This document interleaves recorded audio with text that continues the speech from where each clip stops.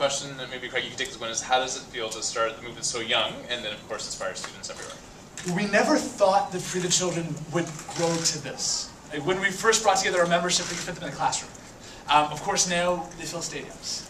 And I think it goes to show that young people, they're searching to get involved. You know, this generation has grown up with telecommunications, Google, the internet, but so often there's still a view in schools, a view in society that young people need to wait until they're older. And parents and teachers have this view of that not wanting to expose them too young to the social issues in the world. But the reason we wanted to bring this event together, We Day, is to show that changing the world is possible. And frankly, it's also cool. You know, for young people, you know, when we first started Free the Children, we literally would get shoved in lockers because changing the world was the antithesis of cool. Today, you've got, you know, Rockers Headley talking about going to Africa to help build a school. You have heroes like Rick Hansen or Al Gore, Jesse Jackson, and the youth in that stage, in that audience, will never forget seeing them. And it's possible, you know, to celebrate that they've built and adopted 10 villages. And frankly, it's also the most cost-effective way for us to reach so many students in so many schools. But for us, this is something we never could have imagined all those years ago. And we're so excited and so thrilled and humbled and grateful to be able to be here and to celebrate with all these students. Thanks for your question. Thank you. The back with the green shirt.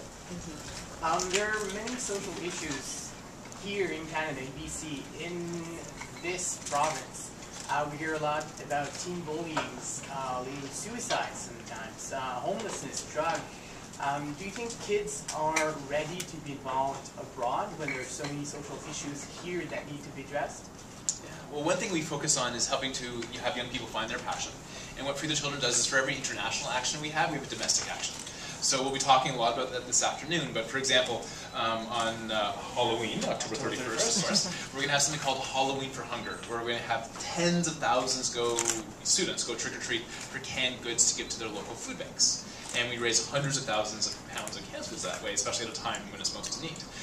Every February we focus on a local spotlight or local issue. So this year we're focusing on the issue of Aboriginal education and helping to ensure that all Canadians have equal access to education and the high levels of funding that are necessary, not different levels of funding which currently now exist. So having the students involved in that campaign, and so we were just meeting with the Grand Chief of the First Nations, and he's got his support now, part of that, and we're going to continue to engage it. So for every international action we do a local action. That's really important for us because we live in a local and an international community. Yes, Hi, I'm Tanya from BCCH Media. I was wondering